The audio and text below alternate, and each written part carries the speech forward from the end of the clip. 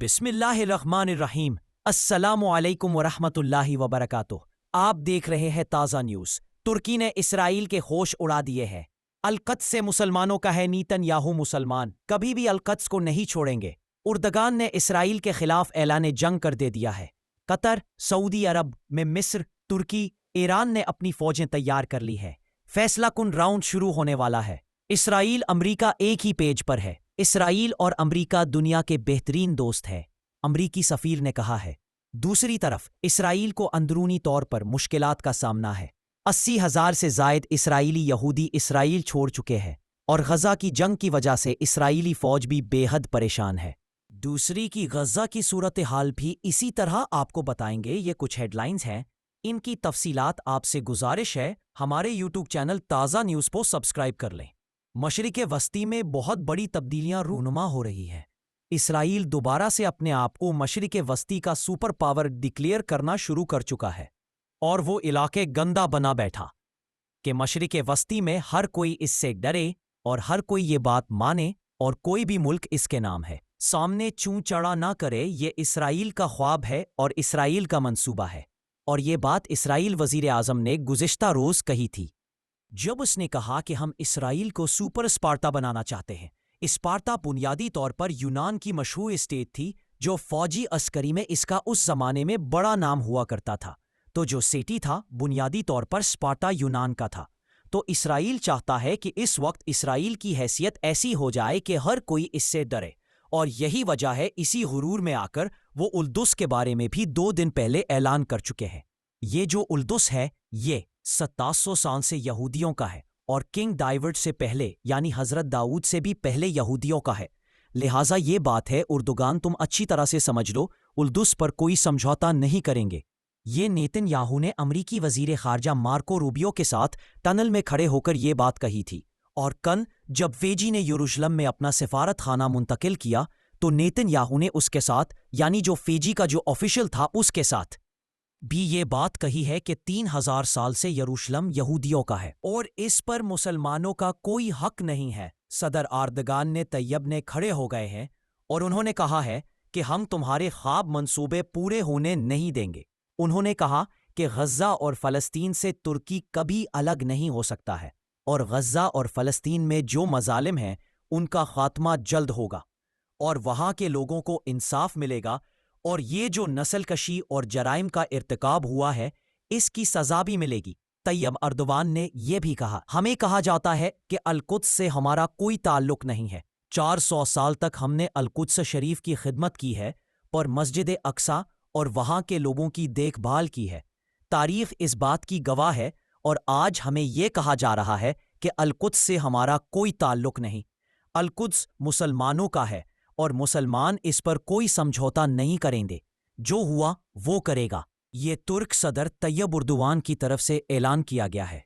ताज़ा तरीन इत्तलात ये है कि तुर्की अपनी फौजें शाम के अंदर भेज रहा है। तुर्की अपने एयर डिफेंस रेडार सिस्टम शाम में लगा रहा है।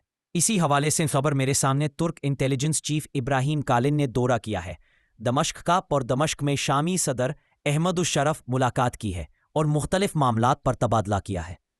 चूंकि इसराइल शाम के अंदर हमले बढ़ा चुके हैं और इसराइल शाम के सुविधा इलाके में एलानिया दरोस अलहदगी पसंदों को असलहा और फंडिंग कर रहा है, तो ऐसे में तुर्की खुलकर सामने आया है। आज की भी खबर है, DRT ग्लोबल ने खबर नशर की है जिसमें कहा गया है कि 4 शाम के नौजवानों को इसराइली फौज ने गिरफ्तार किया है। यानी आप तसव्वुर करें जैसे इसराइली फौजें गजा से लोगों को पकड़ती हैं, जैसे वेस्ट बैंक लोगों को पकड़ती है, ऐसे ही शाम से भी वहां के नौजवानों को इसराइल ने पकड़ना शुरू कर दिया है। इसराइल इल्जाम लगाता है कि दरअसल वो दहशतगर्द है, शाम में जाता है, हमला कर देता है, वहां सर्च ऑपरेशन के नाम पर वहां मुख्तलिफ तरह के महलों से जाकर लोगों को पकड़ लेता है और वहां पर बमबारी भी करता और यहां तक कि दमश्क के अंदर आकर अपनी फौजों के साथ बहुत बड़ी कार्रवाइयां भी करता है। और फौजी अड्डे और छावनियां भी शाम के अंदर इसराइल ने बना रखे हैं। शाम के सदर अहमद अशर का एक बयान नशर हुआ है कि हम इसराइल के साथ नॉर्मलाइजेशन तो नहीं करेंगे और हम इसराइल के साथ कोई ऐसी समझौतेबाजी नहीं करेंगे अपनी अवाम को तकलीफ हो। अलबत्ता हमने इसराइल को ये बात कही ہے کہ 1974 کے معاہدے کے مطابق اسرائیل اپنی فوجیں نکال لے، پیچھے لے جائیں اور ہماری سرحدیں خالی کر دے، تو اس پر اسرائیل راضی ہوا تو یہ سمجھوتا ہم کر لیں گے۔ لیکن اسرائیل یہ کہتا ہے کہ ہمیں شام کی جولانی حکومت بھروسہ نہیں ہے، نہ کوئی اعتماد ہے، اور اسرائیل شام میں ترکی کی فوجوں کی آمد اور ترک ہتھیاروں اور جہازوں کی آمد سے بھی لرزا ہوا ہے، اور اسرائیل نے واضح طور پر کہا ہے کہ ترکی کو شام میں نہیں آنے دیے جائے گا۔ یہ اردگان کی 50 سیٹیں اردگان کے ساتھ اتحاد میں شامل ہے، تبھی تو اردگان کی حکومت ہے۔ انہوں نے کہا تھا کہ جب حضرت عمر فاروق رضی اللہ تعالیٰ عنہ نے فتح کیا القدس کو، اس سے پہلے انہوں نے دمشق کو فتح کیا۔ جب صلاح الدین ایوبی نے یروشلم فتح کرنے کی کوشش کی تو اس سے پہلے انہوں نے دمشق کو فتح کیا تھا۔ اسی طرح سے انہوں نے سلیم اول جو عثمانی بادشاہ تھے ان کے بارے میں کہا کہ جب وہ القدس کی طرف روانہ ہوئے تو پہلے انہوں نے دمشق کو حاصل کیا تھا، اور یہی کچھ ترکی نے کیا ہے۔ وقت بتا دے گا کہ ترکی نے یہ غلط فیصلہ کیا ہے درست۔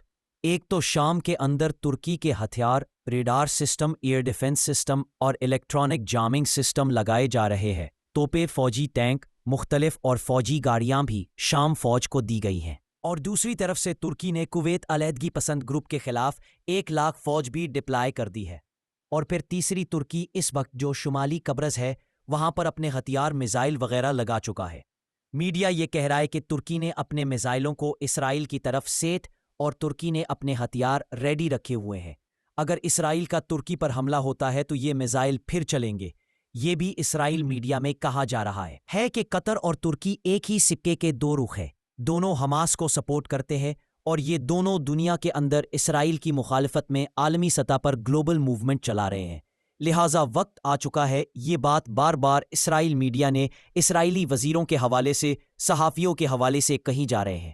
اس کا اسرائیل اور ترکی آمنے سامنے آ کر لڑنے والے ہیں، اور ان کے پیچھے ایک نئی جنگ شروع ہونے والی ہے۔ سعودی عرب، مصر کو خطرات لاحق ہو چکے ہیں۔ مصر بالخصوص اس وقت اسرائیل کے حالیہ اقدامات سے بہت زیادہ پریشان ہے۔ یہی وجہ ہے کہ مصر نے چین سے لیے گئے ایئر ڈیفنس سسٹم کو سارا سنیا میں لگا دیا ہے، اور مصر نے اپنے جنگی جہازوں کو بھی ڈپلائی کر دیا ہے جو چین سے لیے گئے ہیں، توپے اور ٹینک وغیرہ بھی ڈپلائی کر دیے ہیں۔ اطلاعات یہ ہیں کہ مصر نے پاکستان سے بھی اسلحہ اور مختلف طرح کی مدد حاصل کی ہے جو بوقت ضرورت استعمال ہوگی، اور اس کے علاوہ یہ بھی آ رہے ہیں کہ سعودی عرب میں جو پاکستان کے ساتھ ابھی حالیہ معاہدہ کیا ہے، جو دونوں ملکوں کے درمیان ایک مشترکہ معاہدہ ہے دفاعی، اس سے اسرائیل کو بہت غصہ ہے۔ اسرائیلی میڈیا کہہ رہا ہے، کیا یہ سعودی عرب نے ایٹم بم رکھنے والے ملک کے ساتھ معاہدہ کر لیا ہے؟ اس لیے اب اسرائیل کو پریشان ہونا چاہیے، اور اسرائیل کو اب سعودی عرب کی طرف ہے کوئی غلطی کرنے کی کوشش نہیں کرنی چاہیے۔ اس سے پھر اسرائیل کو ایک ایٹمی ملک کے ساتھ یعنی پاکستان کے ساتھ جنگ کا سامنا کرنا پڑے سکتا ہے۔ یہ اسرائیلی اخبار اور اسرائیلی میڈیا رپورٹ کر رہا ہے۔ پھر یہ ہے کہ ایران نے بھی مصر کے ساتھ ہے اور سعودی عرب کے ساتھ ہے اور قطر کے ساتھ ہے بھرپور تعاون کا اعلان کیا ہے۔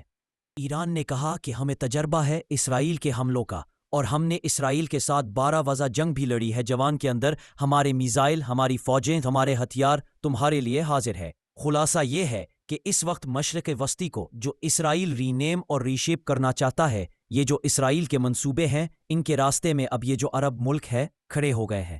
امریکی سفیر نے کہا کہ اسرائیل امریکہ بہترین دوست ہیں، اور امریکہ اسرائیل کے ساتھ کھڑا ہوا ہے۔ اسرائیل کی حق خود ارادیت اور حق کے دفاع کا امریکہ، یہ امریکی سفیر مائک کوپی نے کہا ہے۔